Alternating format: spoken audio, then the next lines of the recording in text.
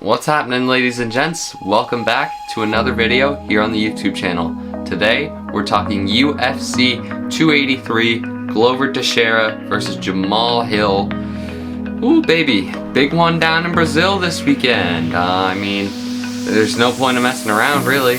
We got a big night of fights coming up. We're going to talk about the three main fights that everybody's talking about. We're going to talk about Magny versus Burns. We're going to talk about Moreno, Figueiredo 4. And we're going to talk about the main event, Hill versus Teixeira. So without further ado, let's get straight into it. Starting off, Gilbert Burns versus Neil Magny. Now, you look at this fight on paper, it's probably going to be an easy win for Gilbert Burns, especially considering how far he took Khamzat Chimaev into the trenches. But I'd like to also argue what Neil Magny brings to the table. He brings a strong, consistent striking game with a long, lanky reach. He's a fairly decent ground game as well, so you never know with Neil Magny. He's got some talent, but if you look at this fight on paper, it's going to be well, it's not an easy win, but it definitely looks in the favor of Gilbert Burns because, I mean, you see the jab he's got, how the power he's got behind his punches, the way he moves his head, his jiu-jitsu game. Everything about Gilbert Burns in this fight screams he's going to win this fight. So I really hate it for Neil Magny. I mean, he's a good dude. I mean, I want to see him succeed, but it's in Gilbert's backyard too. I don't see a way Gilbert Burns loses this fight. I mean, there is a chance that Magny turns it on and puts it all on Gilbert, but I don't see it happening. Give me Gilbert Burns. Let's go with third round stoppage. I think Gilbert will get him out of there. We are actually going to talk about the whole pay-per-view now because I just looked at that in between recordings and I thought, damn, that's a good pay-per-view. Let's talk about it all. So the fight starting off the pay-per-view is Paul Craig versus Johnny Walker. Striker versus grappler, in my opinion. Can Paul Craig get Johnny Walker to the ground? And can Johnny Walker knock out Paul Craig? I see Paul Craig probably turning it on against Johnny Walker. I mean, I feel like if Johnny Walker's gonna win, he's gonna knock him out in the first round. But in Brazil too, he could feel really motivated to do that. That's very fair. He could genuinely pull that off. But who am I picking for this one? It's a close fight. I like both fighters. I like both of their chances in this fight. But I think I'm going to play it safe in this one. I'm going to take Paul Craig by a split decision. Next fight, Lauren Murphy versus Jessica Andrade. Now, looking at it from a strategical standpoint, Jessica Andrade is going to try and steamroller, try to do like the Tyson, beat, bop, weave, bop, bop, pow, powerful knockout. Whereas Lauren Murphy's just going to try and jab, keep it at a distance, move, get the range, make sure Jessica can't get in, and win this fight on points. Now, I feel like if Andrade lands the big power shot on Lauren Murphy, she is going to win by KO, me personally. But there is a chance that Lauren Murphy is very skilled in the striking department and holds that jab out and points her way to a decision. And I don't think the Brazilian fans will be very happy about that, but I think it's very possible. I mean, if you look at it, if it goes to the ground, I think Andrade holds the advantage there. I mean, she's probably got an amazing jiu-jitsu game, so I shouldn't say probably, she does, but yeah, I feel like, and she's going to be the stronger fighter too, so Andrade over Lauren Murphy is just going to feel like hell for Lauren Murphy. So I'm going to take Andrade in this fight. Why not? I think Jessica Andrade is going to win this fight. How do I think she'll do it? I think she'll take a decision. I think she'll try and take Lauren Murphy into the trenches and drown her. So yeah, give me Jessica Andrade by decision. Now this is the one. This is the one I'm really excited about. Davison Figueiredo versus Brandon Moreno 4.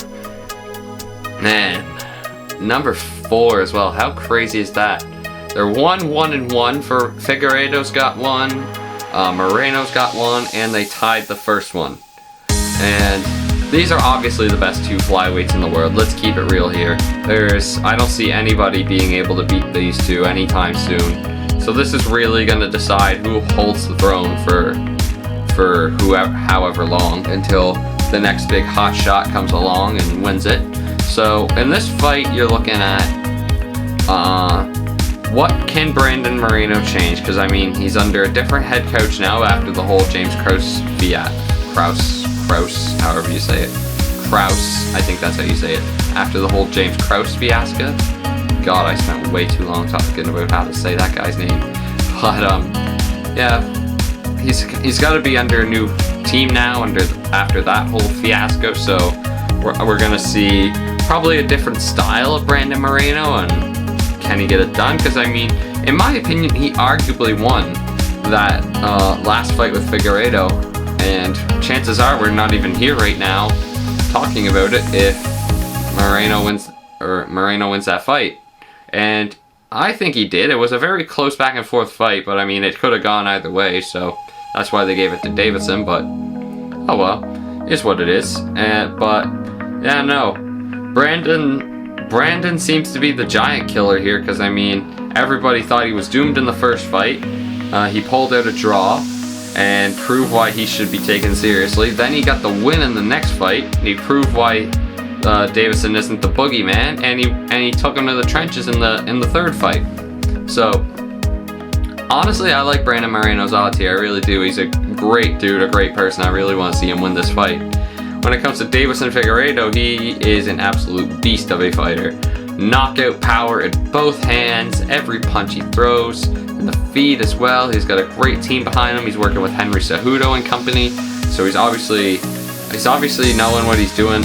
Like, he already knew what he was doing in striking, especially, but now the grappling's gonna be even better, because you know Henry Cejudo, he's an Olympic gold medalist. You might not know that. I'm looking at you. Yeah, you might not know that. Henry Cejudo, he's an Olympic gold medalist. That's some new information. But yeah, no, I like this fight. It should be back and forth, but I like. Oh man, it's such a good fight too. I want Brandon Moreno to win. Give me Brandon Moreno to win by decision. The Brazilian crowd's gonna boo the hell out of that one, but I think Brandon Moreno's gonna win. And decision. I already said decision, but whatever. Brandon Moreno decision. There we go. And now, for your main event of the evening, Glover Teixeira versus Jamal Hill. A lot of stakes on the line with this fight. Light heavyweight title vacant after the Blachowicz-Ankalaev draw. And yeah, no, this is going to be a really interesting one, because I mean, I love Jamal Hill. I've loved seeing him in the promos. I love that one line he says, if they sleep on me, I make sure they wake up in a hospital bed or something like that. Like, that's a cold quote, I can't lie. Like, I love a little bit of Jamal Hill. He's quickly becoming one of my favorites, and he's got a tough test ahead of him. He's got the seasoned vet, 43-year-old Glover Teixeira. I mean, what more can you say about his jiu-jitsu game? His ground game, something else. And he's training with Alex Pereira now to help his striking, and that's only going to benefit you like a crazy amount.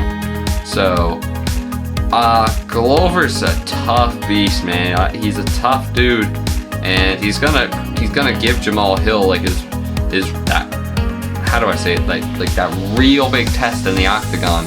It's gonna be a huge test for someone like Jamal Hill coming into Glover Teixeira's backyard and trying to beat him. And I feel like if Jamal Hill's gonna win this fight, he's gonna have to knock him out, but it can go either way. The power in Jamal Hill's hands is staggering, and I do think if he hits Glover's going down.